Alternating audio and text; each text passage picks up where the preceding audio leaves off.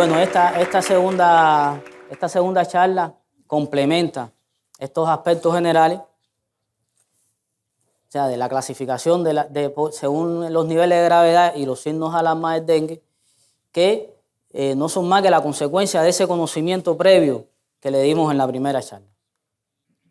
Estos son los puntos que vamos a tocar. Bueno, los antecedentes. ¿Por qué se hizo una nueva definición en el 2009 que se revisó ahora en el 2016? ¿Por qué? Nos preguntamos si aquello andaba bien o andaba mal. Bueno, sí, andaba mal, tenía muchas limitaciones esa anterior definición. Y aquí se las voy a resumir. De todos modos, estas limitaciones están bien descritas en la guía, las pueden leer un poquito más amplias.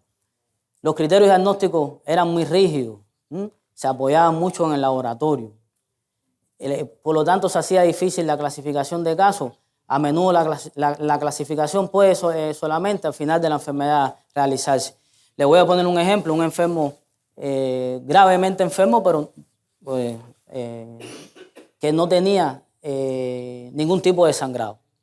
Estuvo en choque, se trató de choque, mejoró, se salvó y se iba a cerrar como un dengue normal, no se iba a cerrar, o sea, como un dengue clásico, no se iba a cerrar como un dengue hemorrágico porque no existía, no tenía el sangramiento. Y el día antes de irse del alta le salieron unas petequias en miembros inferiores. Bueno, el último día se definió como fiebre hemorrágica de dengue, después que ya se le salvó la vida, o sea, era una definición de caso muy que no llevaba la lógica de la evolución natural del enfermo.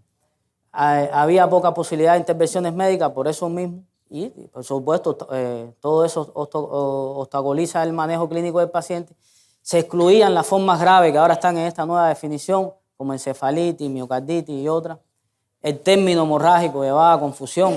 Ya hemos estado diciendo que la severidad depende de esa extravasación de líquido plasmático, sin embargo, se buscaba la hemorragia, dengue hemorrágico tiene que sangrar. Cambio en la epidemiología de la enfermedad, hemos visto en diferentes brotes, un ejemplo fue Paraguay, cómo hay formas más atípicas con encefalitis, miocarditis, que no se podían incluir en esa definición, y por lo tanto esto llevaba a su registro de reporte de casos, y los países no tenían un estándar, no había manera de comparar los resultados con los diferentes países por todas estas limitaciones. Entonces se llegó a esta clasificación, una clasificación aparentemente muy simple, pero que van a ver que es muy compleja, y en el cual el elemento más importante son los signos de alarma. Estos son los tres elementos de la definición: el dengue, que incluye el dengue sin signo de alarma, y el dengue con signo de alarma.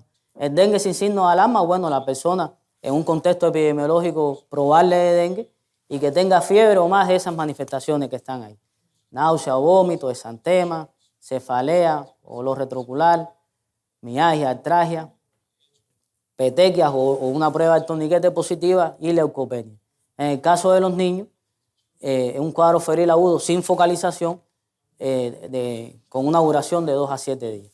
Ahora, el grupo de signos de alarma es el grupo que tiene uno solo tiene que tener uno. De este grupo de síntomas, ya como habíamos mencionado, el dolor abdominal intenso o a la palpación del abdomen, los vómitos persistentes, la acumulación líquida de líquido, o sea, de líquido seroso, de líquido en la serosa, disculpen, el sangrado de mucosa. Fíjense que es el sangrado de mucosa, no las petequias, no el sangrado de piel. Algunas manifestaciones neurológicas como letargo o irritabilidad, la hipotensión postural, que se puede expresar clínicamente como lipotimia, la hepatomegalia, sobre todo en el caso de los niños, hepatomegalia de mayor de 2 centímetros, y el aumento progresivo del hematocrito. Fíjense, en la definición anterior decía un 20% de aumento del hematocrito. Sacando la cuenta, bueno, nunca llegabas a esa cifra, y si intervenías desde el punto de vista médico, menos llegaba. Ahora lo que se ve es la tendencia, aumento progresivo. Ya con eso es suficiente para tomar una conducta. Y bueno, está el grupo de dengue grave, que le decía por mucho el El más frecuente es el choque, pero también en ese grupo están los sangrados graves y el compromiso grave de órganos, como ya habíamos mencionado, el daño hepático, daño del sistema nervioso, el daño del corazón, sobre todo la miocarditis, y otras afectaciones. O sea, así queda la clasificación. Ahora, ¿de dónde salió esta clasificación? No solo fue, o sea, esas limitaciones, esas demandas que tenían los diferentes médicos clínicos, llevó a un estudio, que es el estudio DENCO, el estudio de dengue control, que incluyó aproximadamente 2.000 casos confirmados de dengue de 8 países y 2 continentes, o sea, América y el subcontinente asiático, o sea, del sudeste asiático. Y se concluyó, después de todos los estudios, esto por supuesto es un resumen de ese estudio, fue la principal conclusión, que hay dos formas de la misma enfermedad, dengue y dengue grave. Como habíamos dicho, el dengue con y sin signo de alarma. Ahora, después de esta definición que emergió en el año 2009 y la mayoría de los países de la región la han aplicado, en aproximadamente 5 años después aparecieron una serie de estudios. O sea, estamos hablando de medicina basada en la evidencia científica. Y, por ejemplo, este grupo de Narváez dice que la definición lleva a un mejor manejo clínico de los pacientes, una detección temprana de los casos graves y de los que requieren atención especial.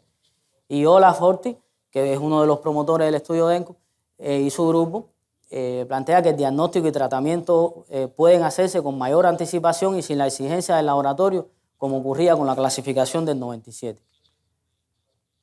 En resumen, y todos estos estudios están redactados en la guía, la nueva definición es prospectiva y permite al médico tratante dar seguimiento al enfermo durante su evolución clínica. Es completa, pues incluye a todos los enfermos graves y potencialmente graves mediante la detección de los signos de alarma. Y es anticipatorio, o sea, va adelante del problema. Bueno, ¿y cuáles son esos signos de alarma? Ya hemos hablado de ello ya. Vamos a reiterarlo. El más importante, el dolor abdominal, que como le decía, a veces en el cuadro clínico el paciente inicialmente tiene muchas manifestaciones, le duele la cabeza, los músculos, se siente un malestar diferente, se siente a morir. Cuando cae la fiebre se olvidó de todo eso y lo que predomina en ese momento es el dolor. El dolor abdominal como signo de alarma tiene mucha personalidad. Y bueno, los otros que no se los voy a reiterar. Es importante este gráfico, volviendo al curso de la enfermedad, recuerdan la etapa febril, la etapa crítica de recuperación. Bueno, los signos de alarma marcan ese cambio de la etapa febril a la etapa crítica. Entran ahí y ahí es donde el médico debe detectarlo. Ese estudio de DENCO al cual hicimos referencia encontró en los pacientes más graves estas 3 manifestaciones con una mayor significación estadística. El dolor abdominal intenso, se reitera, los sangrados mucosos y el letargo. Y aparecieron 24 horas antes de que se estableciera la gravedad. Estudios en niños salvadoreños plantean que el dolor abdominal intenso y continuo tiene un valor predictivo positivo de un 90% para la extravasación de plasma clínicamente importante. Y Méndez es un colombiano que a veces es tan intenso, lo que decíamos, que se asemeja a un cuadro de abdomen agudo. Estudios en México plantean que los vómitos persistentes también están relacionados con la gravedad. Ese estudio también plantea que los derrames serosos y sangrado de mucosa se asocian a esta severidad. Y lo que le decía de la patomegalia como un factor significativo para el choque en niños.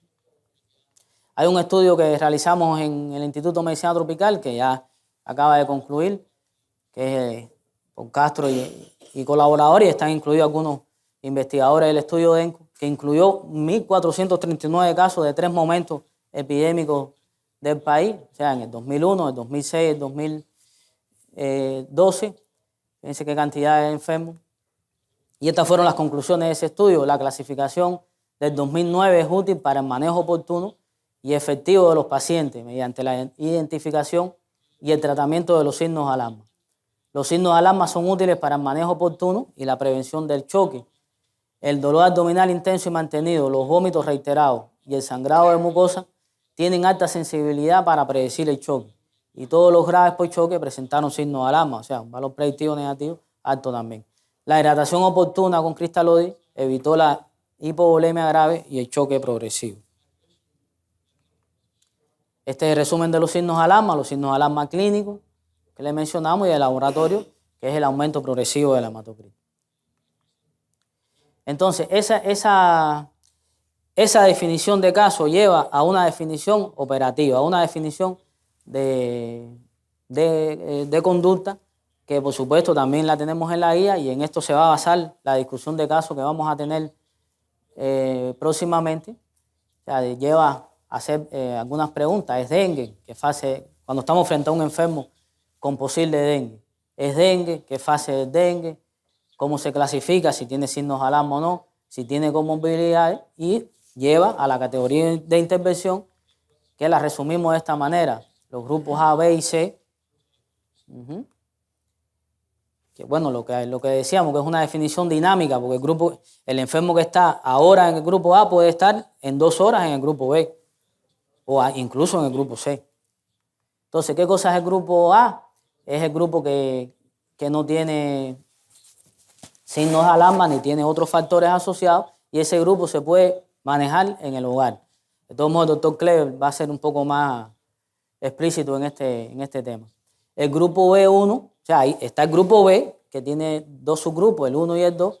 El 1 es el paciente que no tiene signos de alarma, pero tiene alguna condición previa, digamos, es un hipertenso, es un diabético, está en una edad extrema, es una embarazada, o tiene una condición social, es una persona que no entendió la explicación de los signos de alarma, o vive lejos del hospital. Ese caso se debe ingresar aún sin tener signos de alarma.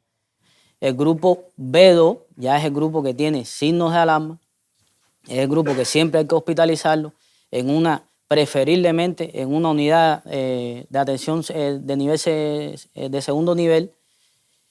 Si es en un hospital que tiene organizado una unidad de dengue, preferiblemente en ese lugar donde hay experiencia. Pero fíjense que siempre decimos preferiblemente. Si el paciente tiene signos de alarma en atención primaria, hay que empezar a hidratarlo en atención primaria. No hay que esperar a una referencia para comenzar el tratamiento. Y lo mismo ocurre con el grupo C. El grupo C es el grupo de dengue severo, o choque, o sangrado importante, o daño de órganos, que debe ser siempre hospitalizado en una unidad hospitalaria, preferiblemente en una unidad de cuidados intensivos. Pero siempre preferiblemente. Si no existe la opción, se maneja en una unidad abierta con las mismas directrices que tiene la guía. Creo que ahí terminamos. Bueno, muchas gracias.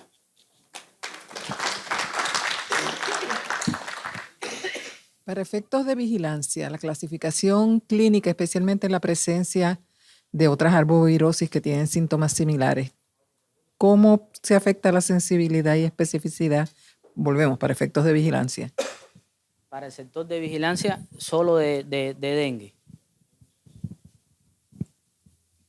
Cuando nosotros reportamos los casos para efectos de vigilancia, tiene que haber una clasificación de casos que es clara. Exacto. Porque queremos saber cuántos casos reales tenemos. Ajá. Si no vamos a darle tanta importancia al laboratorio, porque pues sabemos que hay limitaciones en algunos países, y el cuadro clínico es muy similar en las otras arbovirosis, en los países que tenemos la presencia de los 3 virus, ¿cuán sensitivo y específico resulta esto para efectos de uno tener un patrón claro de cómo está la enfermedad, especialmente para hacer una cosa que sea reproducible en todos los países y poder homogeneizar la información?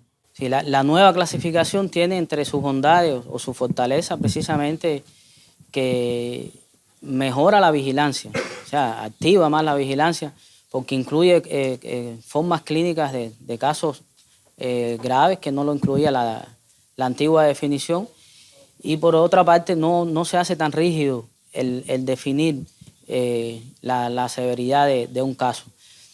cuando sobre todo las autoridades de salud necesitan que haya severidad, que haya para activar las decisiones y otros mecanismos. Y esto es una de las bondades que da la definición. Con relación a los otros elementos, esta definición aparece en el 2009, antes que llegaran los otros virus a la región. Ya se está trabajando, hay un algoritmo en este instrumento que complementa y que bueno, pues vamos a hacer ese ejercicio entre mañana y el viernes. Complementa el camino, el algoritmo de cuándo pensar en esto, cuándo pensar en lo otro, pero sobre todo cuando piensas en dengue, cuál es el que se puede complicar, cuál es el que se puede morir. Y siempre tener en cuenta los diagnósticos diferenciales, porque seguimos con leptospira, seguimos con malaria, que son enfermedades potencialmente letales también. Sí. Solo para completar un poco, en uno de los estudios que tú presentaste acá, el de Narváez y colaboradores, es uno de los pocos estudios realmente que abordan un poco de esta clasificación, cuánto ha mejorado en sensibilidad y en especificidad, pero en relación a la clasificación anterior. Y la nueva clasificación de la OMS del 2009 realmente mejoró la sensibilidad y pasó a un casi 90% para capturar ese caso de dengue grave. En cuanto a la especificidad, se mantuvo casi igual, 70 y pico, pero con la diferencia que el valor predictivo negativo de la nueva clasificación de dengue es muy superior al de la clasificación anterior.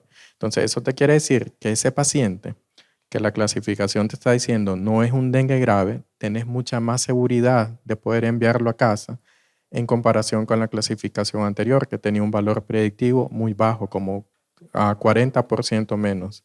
Entonces, ha mejorado, pero ahora obviamente estamos en una nueva situación epidemiológica. Hemos desarrollado este instrumento, pero obviamente también hay que validarlo, y eso se va a hacer mucho con la experiencia de los países que comiencen a utilizar estos instrumentos para el manejo y el seguimiento de sus pacientes.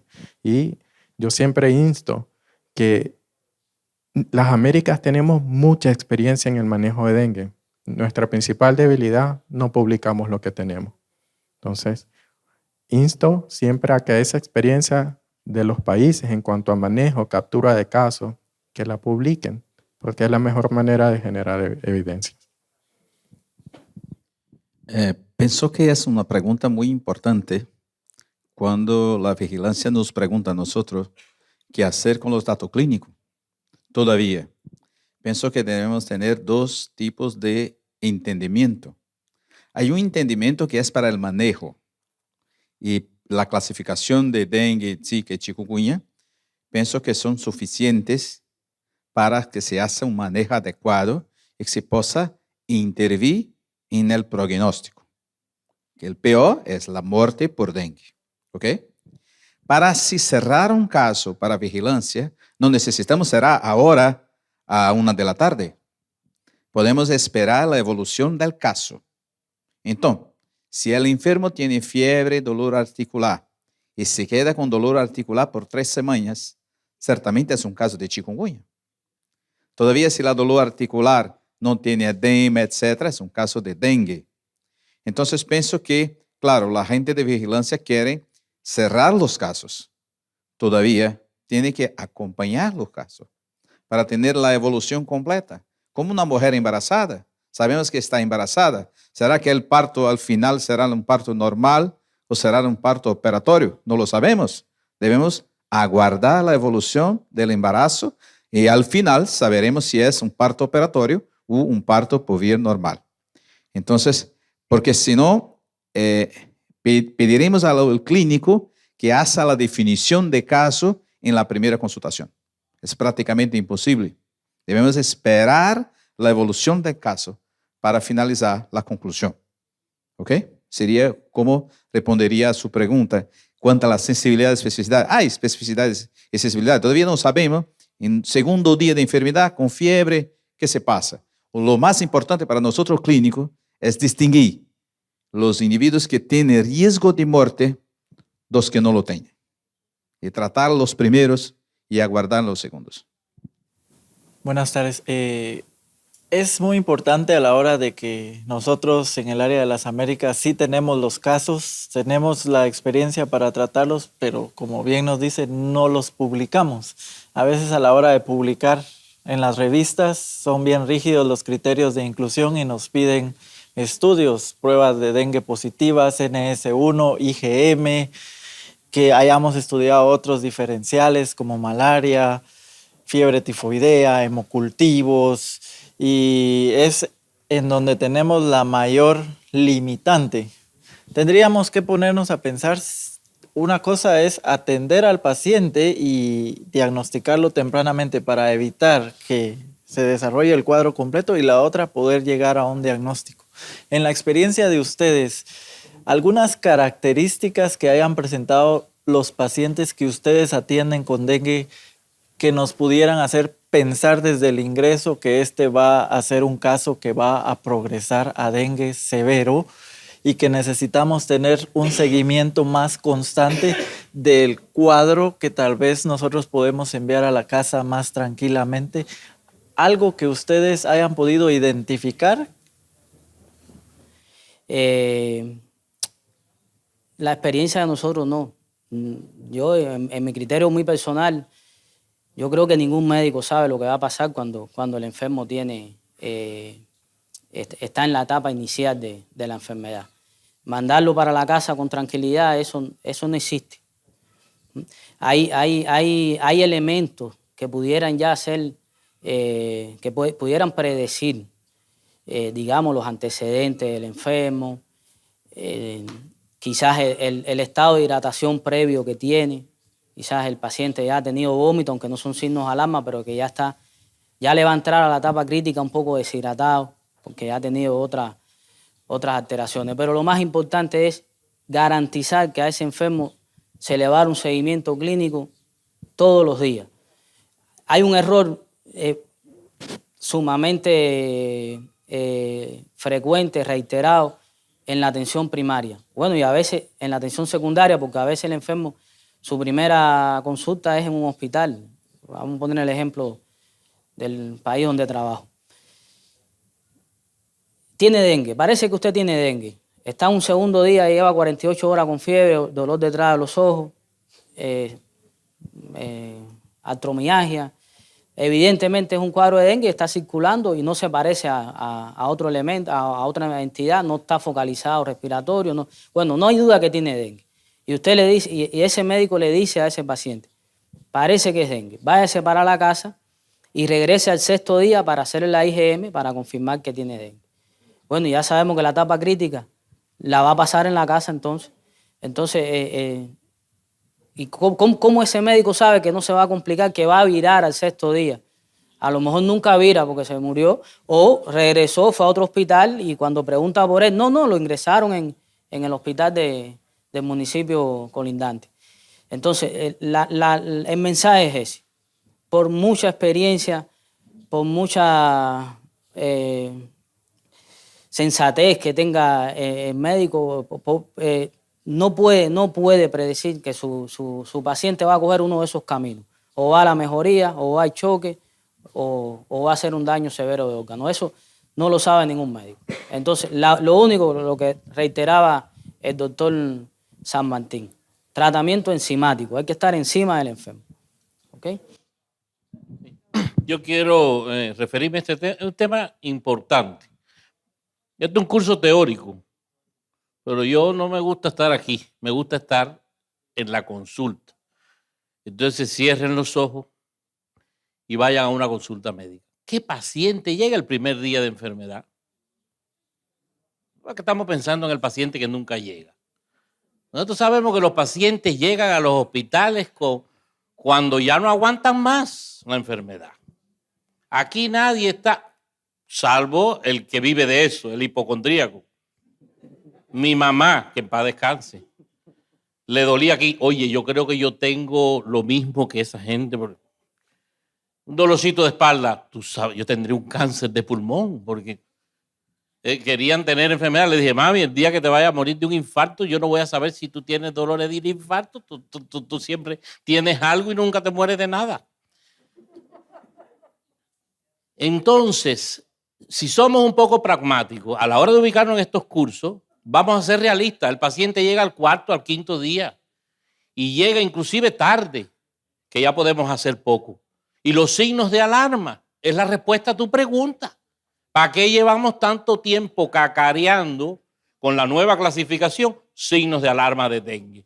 El signo de alarma es lo que diferencia el dengue del Zika, de chikungunya, de mayaro, de fiebre amarilla, de la influenza, del cólera, porque son bastante específicos en los últimos estudios que se hicieron con miles de pacientes con dengue, los estudios DENCO que hizo el TDR y la OPS. Esos son conocimientos sedimentados. Inclusive los clínicos de experiencia dicen, hay algunos signos de alarma que no están en el libro, pero que nosotros le damos un poco de valor. ¿Por qué? Porque sabemos, sencillamente no alcanzaron un valor predictivo positivo suficiente para clasificar como signos de alarma, pero nuestra práctica médica nos ha llevado a ubicarlo y a tenerlos en cuenta. Entonces la respuesta a tu pregunta es los signos de alarma. El dengue, si lo podemos salvar, sí lo podemos salvar. ¿Dónde? En la atención primaria. ¿Y dónde se nos muere? En la atención secundaria. Paciente de dengue en un hospital va a morir porque ya tiene un cuadro sobrepasado, llega al 7º día, ya ha dado golpe con el sector salud 4 veces y los médicos lo viran para la casa, lo viran para la casa, lo viran para la casa. O sencillamente es familiar de un médico, está muy lejos de un hospital terminal, lo montan en un carro y lo trasladan para allá creyendo que le van a dar mejor atención. Y el dengue no se puede trasladar si usted no lo tiene estable. Bueno, ni el dengue ni ningún paciente, pero es que se le desestabiliza muy fácil. Entonces mejor manejarlo con pocos recursos, un buen manejo de hidratación, que vamos a caer en esos temas, un buen manejo de complicaciones que puedan ir apareciendo, porque lo básico lo tiene líquido, usted tiene cómo manejar ese caso en la fase aguda de la enfermedad. Entonces, el curso es teórico, pero no querramos sacar lo que no es frecuente. Es decir, no, la nueva clasificación es muy útil, porque usted tiene que clasificarlo y saber qué va a tratar. La anterior era una clasificación epidemiológica. Si era dengue clásico, o era dengue hemorrágico, o era un síndrome de shock por dengue. Pero los epidemiólogos se reunían al mes y medio, 2 meses, a 3 meses, después que el paciente estaba con otra enfermedad. Estaba el grupo de casos, vamos a reunirnos, no se ha reunido la comisión, señora, hay que reunirse, tenemos un paquete así de historia para clasificarlo. No tenía valor. La nueva clasificación tiene un valor práctico tremendo porque usted tiene que estar, ¿qué es este paciente? ¿Tiene signos de alarma o no tiene signos de alarma? ¿Es un paciente grave que tiene que tomar conducta médica en base a cómo usted clasifica al paciente en el momento? Y en los primeros momentos de enfermedad, lo que se dijo aquí. Creo que nada más que hablaron de la primera etapa de la enfermedad. La primera etapa es como toda enfermedad indiferenciada que tú dices al paciente, yo no sé lo que tiene. Somos médicos, no somos magos. Entonces, hay un gran cúmulo de enfermedades que tienen fiebre y malestar general. Entonces, hacer una clasificación de dengue tan sensible, que dengue, fiebre y 2 o más de los siguientes síntomas, y los 2 síntomas son malestar general, uno de ellos, y el otro es... exactamente, entonces cualquier paciente tiene eso. Lo que tenemos es que vigilarlo y ser perspicaces a la hora de seguir ese paciente. Esa es la perspicacia médica, la sospecha clínica. El valor de la nueva clasificación para mí es ese. Introducir los signos de alarma. No se clasifica el dengue agudo y dengue moderado y dengue crónico. Pudiera haberse clasificado así. Pero el moderado, en el moderado caía el grave, porque en el moderado era donde había signos de alarma que pasaba por grave. Y sabiamente los que hicieron la clasificación decidieron quitar el término de moderado y sustituirlo por un dengue con signo de alarma para que yo siga una conducta diferente a un dengue sin signos de alarma. ¿Dónde hay que vigilarlo? Donde quiera, o en la casa, o en una institución primaria unas horas, o en una institución hospitalaria en función del estadio de la gravedad y de la clasificación que tú des. Para nosotros los epidemiólogos estamos sin esa presión. Es el ejemplo que dijo Clever, el epidemiólogo no tiene esta presión. Tengo que clasificarlo ahora. Yo puedo esperar la evolución final de la enfermedad y ver hasta dónde llega la evolución de esa enfermedad. Porque mi diagnóstico inicial puede que no sea el diagnóstico final. Y ahí sí puede variar. Yo lo clasifico al inicio como un dengue sin signo de alarma y terminó siendo un dengue grave. Porque 2 días después tuvo signos de alarma y llegó a ser grave. Se salvó, no se murió. Entonces, en eso es lo que yo quiero que ustedes, esto no es una norma, no son normas que nos orientan, pero en el caso de dengue, que es muy particular, la relación médico-paciente y el seguimiento, lamentablemente o afortunadamente, lo juegan el papel esencial para salvar la vida. Esa es la realidad. Sí, un comentario quizás, como decimos, de un gallo viejo de años que uno estuvo trabajando con pacientes enfermos, que a mí me ayudaba muchísimo la lucidez asombrosa del paciente con dengue, aun cuando está malo. Esa lucidez, están hablando contigo y se choquean. Los shock sépticos no hay eso. Y la mejor forma de yo explicarlo fue de un médico cubano que me llegó a hacer la residencia otra vez, que me dijo que él se recordaba lo mucho que decía y llegó un nene de 6 meses en shock, no, de 8 meses en shock, y él decía, tiene que ser dengue, porque qué bebé de 8 meses aguanta su propio pipí para hidratarse y sigue todo lo que estoy haciendo en la sala de emergencia, eso no se ve en shock séptico por bacteria. Así que esa lucidez del paciente me ayudaba mucho y la segunda cosa que me ayudaba mucho, el paciente que al pararse se me mareaba. Entonces mi enfermera, que sabía muchas cosas mejor que yo, me decía, doctora, no vamos a quitar suero en esta sala hasta que la gente yo los paro y veo que caminen para no ponérselos otra vez. Y cuánta gente se me iba a escapar, esos mareitos que yo veía cuando el paciente se paraba, también me daba ayuda y me gusta siempre en mis conferencias enfatizar eso. ¿Estamos? De hecho, ahora es un signo de alarma. Es un signo de alarma. Exacto, la hipotensión postural, aunque no lo cojas midiéndolo, pero el que se para y se marea en su casa no puede estar. Gracias. Okay. Yo solo, si no hay más preguntas o comentarios, solo un mensaje final sobre los signos de alarma. De toda la lista que está ahí, solo uno es de laboratorio. Entonces, ¿cuál es el mensaje acá? Pueden hacer un seguimiento adecuado de su paciente, únicamente usando la información clínica sin depender del laboratorio. Entonces, una clasificación que es útil en la unidad de salud más alejada que no tiene las capacidades de laboratorio, pero también es una clasificación útil en uno de los hospitales con la mejor tecnología posible.